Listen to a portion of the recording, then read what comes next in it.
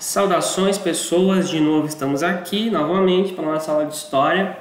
Vamos deixar um pouco de lado a região oriental da Europa e vamos vir para a região ocidental que a gente já viu, no período romano especificamente, na região onde existiu o Império Romano do Ocidente. Se desenvolveu uma outra civilização ao longo dos séculos, a partir do século IV e V especificamente, diferente dos caminhos que o Império Bizantino, que era a Roma Oriental, seguiu nessa parte ocidental, com as invasões de povos estrangeiros, toda uma outra organização social, política, econômica foi organizada, surgiu e deu origem ao que a gente chama de mundo feudal, mundo medieval, feudalismo. A gente tem várias possibilidades aí para chamar essa região. Nessa imagem que abre a aula, são monges copistas, em um monastério específico. É uma típica arte medieval. Ela não tem muita... Diferente da arte antiga, ela não tem muito... As figuras são chapadas no sentido de não tem muito movimento, não tem muito enchimento. Só depois, no período renascentista, que essa arte vai mudar. Não tem um respeito por proporção, pela organização das figuras. É tudo muito feito de modo... para a gente muito caótico, mas que para eles tinha um sentido, de representar dessa maneira específica, até porque a arte ela não tinha uma função diferente, como em Roma, de mostrar grandiosidade, ou como na Grécia, de também mostrar grandiosidade, de representar a ostentação das cidades. Aqui a arte ela tem um significado religioso, de representar o mundo, mas a partir de uma ótica específica, que é a ótica da religião católica, que tem um mundo bastante diferente do mundo antigo, Então o mundo medieval é esse mundo que nasce a partir dessa constituição do que a gente chama de feudalismo, que é um sistema econômico e social que tem como base o mundo rural, surgindo na esteira da destruição do Império Romano do Ocidente, a partir das invasões de diversos povos, e juntou aspectos da cultura romana e da cultura dos povos que invadiram o Império Romano e deram origem a diversas organizações políticas diferentes de Roma. Então, é uma sociedade aristocrática, ou seja, que tem uma hierarquia de nobreza e o restante da sociedade, e laços de dominação bastante rígidos. E tinha uma tríade social básica: nobres, clero e os servos. Então, a condição social era determinada pelo seu nascimento e a relação com a terra. Se você nascesse nobre, você ia continuar nobre porque você tinha esse capital cultural, essa característica arraigada no seu sangue. E, obviamente, se você era dono de terra, o seu poder vinha dela. Então, a terra era o grande recurso desse mundo feudal. E a principal instituição desse mundo medieval / feudal é exatamente a Igreja Católica, que ela dá novos sentidos na herança cultural greco-romana e se torna a instituição de maior influência da Europa Ocidental. Então, ela era mais poderosa do que os próprios reinos, ela era mais poderosa do que qualquer instituição que tinha surgido até ali. Com o declínio de Roma, a Igreja Católica cresce em importância e acaba influenciando os rumos da história da Europa Ocidental e também de parte do mundo medieval, próximo ali, nesse contexto específico aí, a partir do século V, onde ela continua aumentando cada vez mais a sua presença e seu poderio. Então, como a gente está vendo aqui à direita, exatamente nessa iluminura medieval, a gente tem uma tríade social. A gente tem nessa imagem, nessa iluminura, nós temos aí os três elementos centrais do mundo medieval, que é o clero, representado por esse sujeito aí de cabelo estranho, cortado estranhamente do lado esquerdo. No meio a nobreza, aqueles que governam, aqueles que guerreiam, o clero, aqueles que oram, e aqueles que trabalham a labuta do lado direito, os servos. Então a gente observa que a relação no quadro mostra o clero e a nobreza dialogando e o servo apenas olhando os dois. É basicamente isso que acontecia. É uma sociedade onde esses dois grupos iniciais aí, mais à esquerda, tinham privilégio, e a pobreza, os servos, estavam à direita, uns sujeitos que estavam aí basicamente trabalhando para manter toda essa ordem dessa maneira. Então tudo era vontade de Deus, tudo era permitido por Deus. Se você nasceu pobre, trabalhando, você ia continuar daquela maneira e tinha que continuar daquela maneira para você ser agraciado com a vida pós-morte. Então a vida que existia um incentivo ao contentamento com o que você tem, para você aceitar a vontade que era a vontade divina. Então essa sociedade imobilizada, hierarquizada, não existia essa movimentação social como existia em outras sociedades. Ela tem como base a nobreza feudal, né? Senhores feudais, cavaleiros, condes, duques e afins, que era a dona das terras e arrecadava impostos dos camponeses. O clero, que é o segundo elemento, que era altamente poderoso, até porque parte dele vinha da nobreza. Geralmente os segundos filhos, quando você não conseguia casá-los ou dava terra para eles iam ir fazer parte do clero, né? Então ele geralmente ele era letrado, era a única parte letrada da sociedade, não pagava impostos, mas arrecadava os impostos e doações para a Igreja Católica. Então era aquele elemento que agregava e representava o poder da Igreja Católica em todo o mundo feudal medieval. E a terceira parte, que é a maior parte da sociedade, que eram os camponeses, né?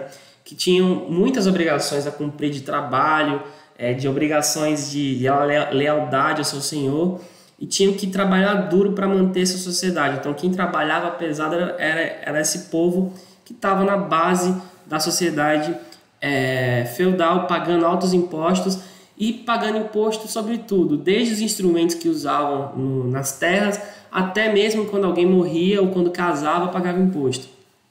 Então, a gente vê aqui, ó, a nobreza ela servia para isso aqui. Essas são iluminuras medievais que mostram um pouquinho do cotidiano da nobreza. Banquetes, música, festividade, o ócio, ou seja, não fazer nenhum trabalho pesado, era um incentivo, porque trabalho pesado não é coisa de nobre. O incentivo aqui é a ociosidade, é a questão da justa, né, das guerras, etc. E do lado direito, exatamente essa atividade desses nobres, né? A igreja incentivava, inclusive, os nobres a mandar os seus filhos, segundos, terceiros e quartos, para as cruzadas, por exemplo, né? Então, os mais velhos herdavam as terras, os mais novos, como não tinham dinheiro, que os mais antigos tinham, os mais velhos tinham, eles iam para a igreja ou eles iam guerrear. Basicamente, aí a igreja mantinha essa roda funcionando. Então, a nobreza ela servia basicamente para governar e guerrear e viver na ociosidade do trabalho dos camponeses. O clero são aqueles sujeitos que faziam o elemento cultural das ideias circular, mas bem limitadamente, né? A igreja dominava a produção de ideias e a circulação delas. Então, a gente tem aqui a representação de monges copistas. O que é isso? Eram monges que viviam nos monastérios, que também eram alguns locais de estudo, né? Existiam alguns monastérios que funcionavam como escolas, mas para pouquíssimas pessoas, não eram para todos. E esses monges, eles copiavam os textos antigos, né, traduzindo para o latim, especialmente os textos gregos e romanos, né? Colocavam no formato contemporâneo da época e faziam aí, de certa maneira, a salvaguarda, ou seja, a guarda do conhecimento que existia no mundo antigo, traduzindo para o mundo medieval a partir do que a igreja queria. Então, era uma interpretação baseada no que a igreja desejava. E aqui a vida da maior parte da população, né, dos camponeses, né? É uma vida muito dura, então não existia a ideia de criança, por exemplo. A partir dos 2 anos de idade, as crianças, que a gente chama hoje, iam para o campo com os pais para começar a aprender a trabalhar. E essas famílias eram muito grandes, né? Famílias de 20, 30 pessoas que tinham um nível de vida muito ruim, passavam necessidade muitas vezes, trabalhavam muito duro. A média de expectativa de vida era baixíssima, em algumas regiões chegava a 35, 40 anos, o que pra gente hoje é muito cedo, né? Morrer muito jovem. E era uma população que vivia em condições precárias, né? Dependiam da boa vontade dos senhores feudais de aceitá-los nas suas terras, e a partir daí tinha uma relação de meia liberdade. Por isso que são servos. O servo não é totalmente livre, mas ele não é um escravo, ele tem certa liberdade, porque ele pode se movimentar em alguns momentos, mas ele deve lealdade ao senhor feudal que o aceitou na sua terra, e em troca da terra que ele recebeu para trabalhar para sua família, ele tem que pagar impostos, ele tem que retornar esse laço de lealdade que o senhor feudal construiu com ele. A gente tem aqui um momento de alimentação durante a lida no campo, a própria lida no campo em si, né, o trabalho com arado e a semeadura, da limpeza também das plantas do feudo, lá atrás do castelo e o moinho, por exemplo, a gente está vendo. E embaixo aqui é uma feira medieval que era o local que aconteciam as vendas dessa produção desses camponeses no mundo feudal. Então, era uma sociedade hierárquica, como a gente viu. Tinham relações de suzerania e vassalagem, né, de relações interpessoais baseadas em quem manda e em quem obedece. Então, essa nobreza era formada a partir dessas relações. Então, a suzerania e a vassalagem baseavam a relação entre os nobres. Era uma mistura de tradições romanas e germânicas. Então, o mundo feudal ele foi constituído da tradição jurídica de Roma, algumas questões do direito romano, mas das questões das tribos invasoras de Roma que trouxeram para a Europa Ocidental as suas culturas, e misturado com a cultura de Roma surge a sociedade feudal. Então, o suzerano, né, que é o sujeito que dá a terra, o benefício, ele também dá a proteção, e o vassalo é quem recebia isso. E, em troca, ficava obrigado à fidelidade e à ajuda ao seu suzerano. Então, o suzerano geralmente era um nobre mais rico, com mais poder, que recebia essa vassalagem de alguém menor do que ele, do ponto de vista político-econômico. E então, essa relação de hierarquia, ela não era somente entre nobres, clero e camponeses, ela também existia dentro da própria nobreza e dentro do próprio clero. Obviamente, o Papa era o sujeito no clero com mais poder. Abaixo dele tem toda uma hierarquia que até hoje existe na Igreja Católica, era assim que funcionava. Então, quem tem mais manda, quem tem menos obedece. Então, toda essa relação era cerimonialística, né? Então, a cerimônia de um suzerano receber o vassalo, tinha todo um procedimento que envolvia música, a cerimônia de tocar com a espada no ombro, de receber o retorno da lealdade através de um ósculo, um beijo. Então, tem todo um processo ritualístico, uma sociedade muito baseada nas cerimônias, né? E, obviamente, isso era seguido à risca, né? Porque se você não seguisse com a sua obrigação, era considerado uma traição. Para a gente ver como a hierarquia funciona, os servos, por exemplo, né, que deviam a lealdade e a proteção ao seu senhor, eles tinham várias obrigações. A corvé, que é o trabalho gratuito, né, que variava de 3 a 5 dias, dependendo do feudo, nas terras do senhor feudal, porque o feudo tinha vários tipos de terra. As melhores terras pertenciam diretamente ao senhor feudal. Tinham as terras que eram usadas geralmente por todos, os bosques e o manso servil, que era a terra dos servos. Então, existia, mesmo dentro do feudo, uma hierarquia de terras. Além disso, os servos pagavam a talha, que é 3/4 da produção ao senhor, como troca pelo uso da terra e pela proteção, e várias taxas, né, que a gente chama de banalidades, né, que eles pagavam pelo uso de cada ferramenta do feudo, né? E o tostão de Pedro, que era o dízimo para a Igreja Católica. E fora outras taxas de casamento, de morte, que envolviam toda uma série de relações, tudo era muito baseado nessa questão. Então, o servo, ele tinha que sempre estar pagando, sempre que estar botando em prática essa relação que ele precisava mostrar de lealdade ao seu senhor, e o senhor cobrava essa questão que, na visão social da época, era devida nessa relação hierárquica entre um e outro. Então, essa é a região que a gente chama de mundo medieval no Ocidente Europeu. Então, veja que é uma coisa muito restrita a algumas regiões da Europa. Então, a gente vai ter aí, por exemplo, a região do que é os suevos, visigodos, que depois, inclusive, vão ser abandonados porque eles vão ser invadidos pelos muçulmanos, e vai ficar muito mais restrito, né? Então, a gente vê que é o equivalente hoje à Itália, uma parte da Sérvia, da Eslovênia, da Alemanha, da Áustria, da Inglaterra, da Holanda, Bélgica e França. Então, a gente não pode pensar que o feudalismo era em toda a Europa, porque não era. Era apenas na Europa Ocidental. E aí a gente tem a grande instituição da época, na Igreja Católica. Então, ela produzia as suas ideias a partir dessa tradição greco-romana, mas interpretando do jeito que ela achava melhor. O alto clero, a parte de cima, era a parte mais letrada, né? Existiam monges copistas, como foi falado, que faziam essa tradução dos textos gregos antigos para o latim. A igreja tinha grande poder político e econômico e possuía terras e até servos, inclusive. Os monges viviam em monastérios e eram responsáveis pela proteção espiritual da sociedade, ou seja, aqueles que oram. Então, o papel social deles, que o mundo medieval construiu, era orar para manter a sociedade daquela maneira. e faziam uma cópia de textos antigos, né, adaptados ao que a Igreja Católica desejava. Então aqui, novamente, a imagem desse monge copista no seu scriptorium, que é o local de trabalho desses monges. No slide vocês vão encontrar esse trecho aqui, é basicamente a cena de um filme muito bom sobre o período medieval, que é baseado no livro de um escritor italiano chamado Umberto Eco. O livro chama-se Nome da Rosa. É basicamente uma história de suspense levada para o mundo medieval, sobre uma série de mortes que acontecem dentro de um monastério.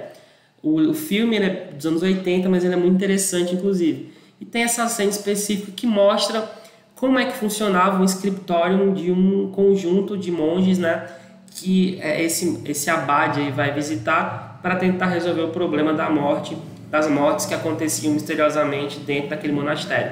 Vale a pena dar uma olhada. O filme consegue reconstruir muito bem esse contexto de monastério, de scriptorium, local de trabalho dos monges copistas.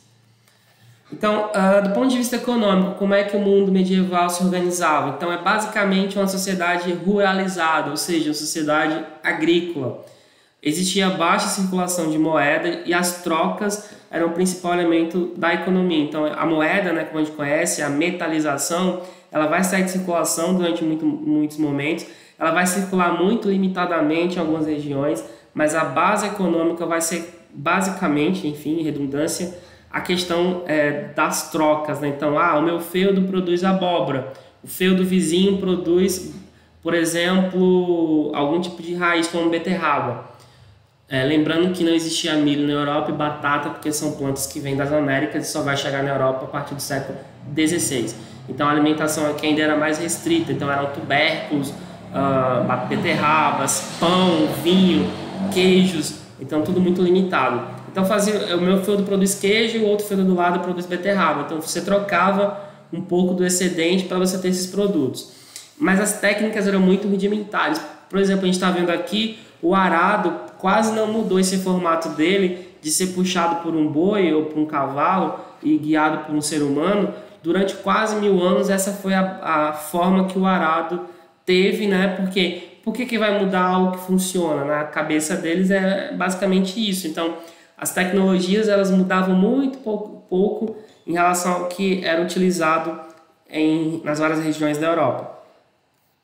Então é assim que se constituía, né, de modo geral, um feudo. A gente tem essas 3 divisões: lá em cima o castelo, o local de moradia do senhor feudal. Em alguns locais surgiam algumas vilas ao redor dos castelos, mas nem todos os castelos tinham uma vila onde morava uma população protegida aí pelo senhor feudal ao redor da parte de dentro das muralhas. A gente tem o manso senhorial, que são as melhores terras, o manso servil, o manso comunal. E tem várias estruturas também além disso, né? Tem a roda d'água para mover o moinho, você tem os fornos, você tem os instrumentos de trabalho, né? A ceifadeira, a questão dos martelos e machados, a questão do arado, e uma série de estruturas que pertenciam todas ao senhor feudal e que ele permitia o uso dos servos, mas em contrapartida tem todo aquele processo de pagamento com o trabalho e com um pouco da produção da terra do manso servil. Então, os bosques também faziam parte. Claro, o bosque era para o local de proteção e de retirada de madeira, basicamente. Então, a gente tem toda uma organização que se repetia de modo muito similar nessas várias regiões da Europa Ocidental. Então, as poucas cidades medievais que existiam, né, porque existiam cidades, lembrando que com o Império Romano, quando ele é invadido pelos os povos bárbaros, entre aspas, as pessoas fogem das cidades que eram muito grandes e vão para o campo morar nessas regiões aí mais isoladas. E as poucas cidades que continuaram existindo eram locais perigosos, porque elas ficavam, obviamente, muito à mercê da invasão de povos, né?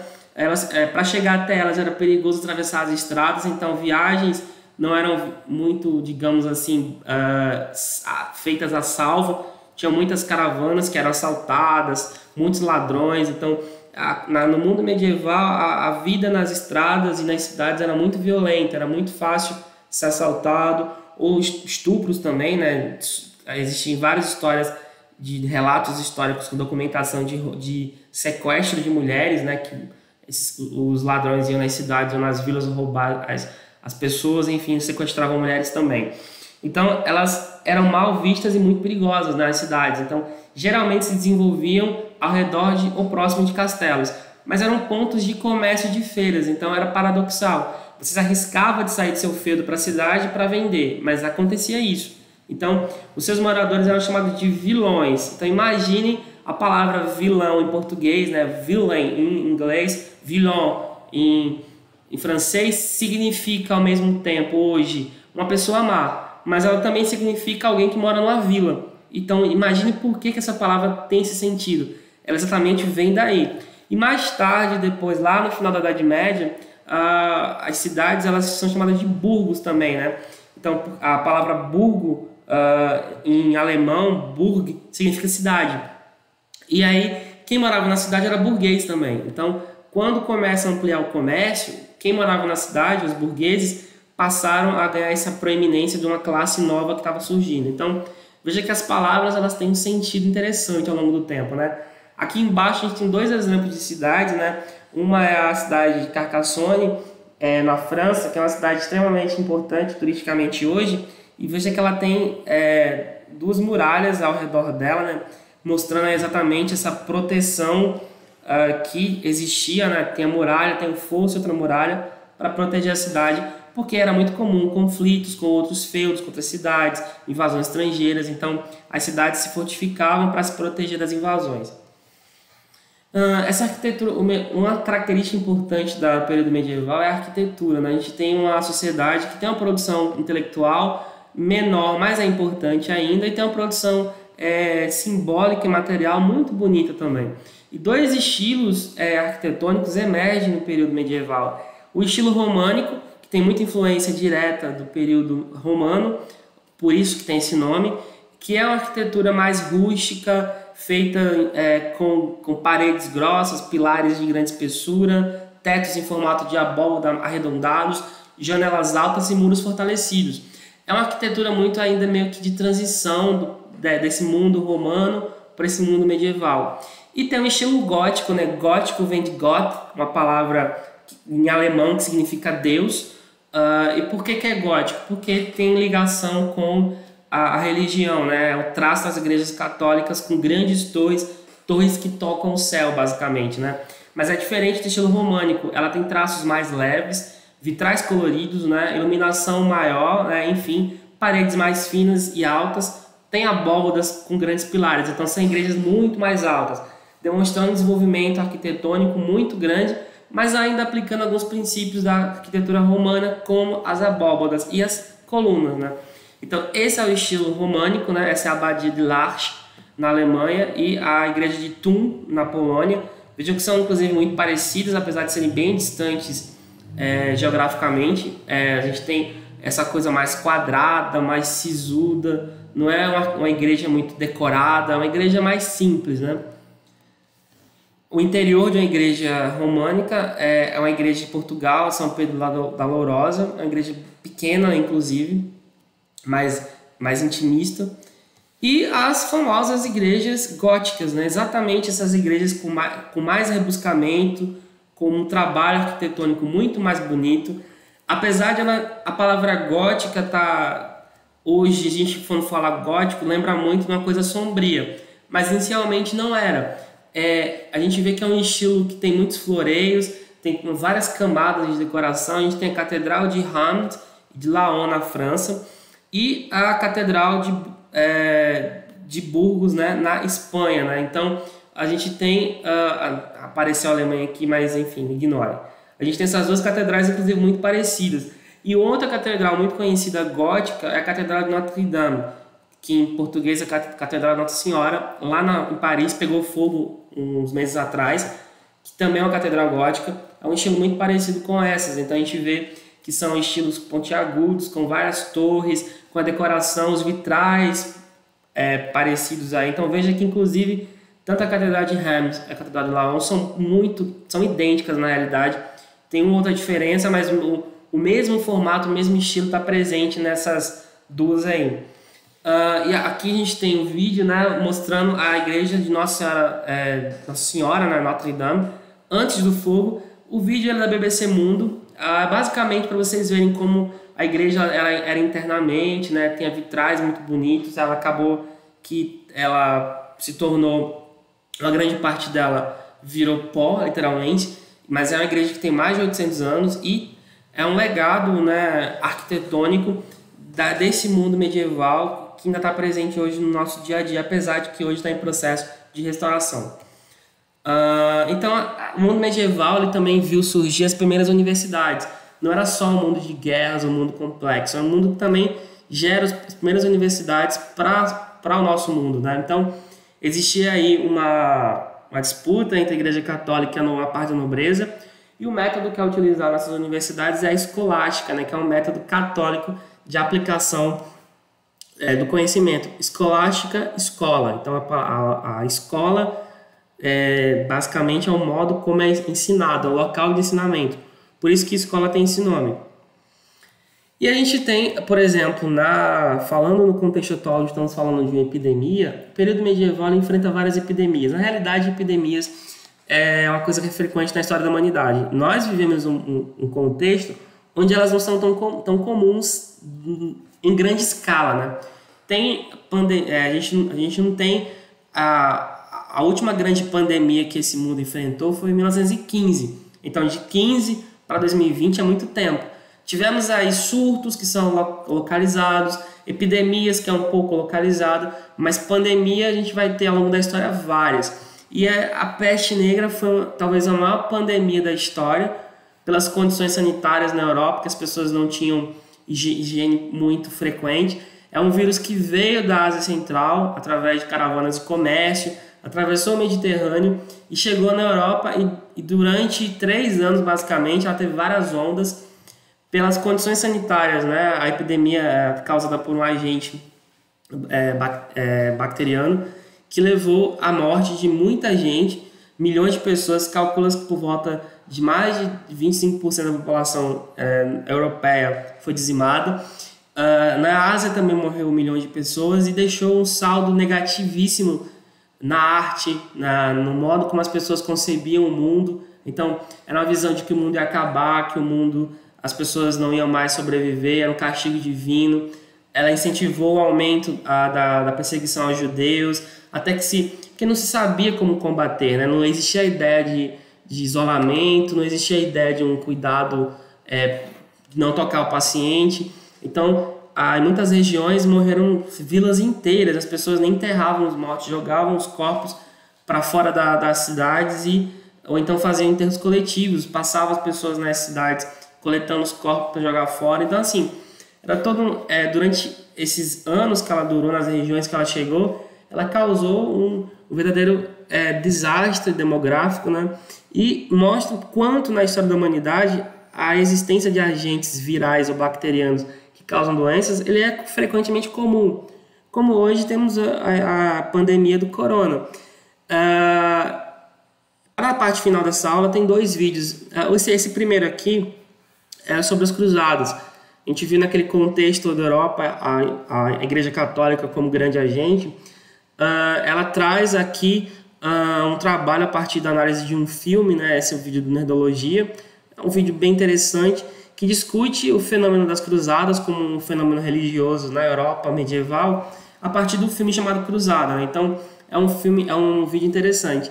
E por fim, como outro vídeo para complementar essa parte final da aula, essa questão das epidemias na história, né? E o professor do IFPR, inclusive, desse canal Historiar, que é bem interessante, é um projeto novo do IFPR, Curitiba, se não me engano, ele traz um apanhado de diversas epidemias ao longo da história.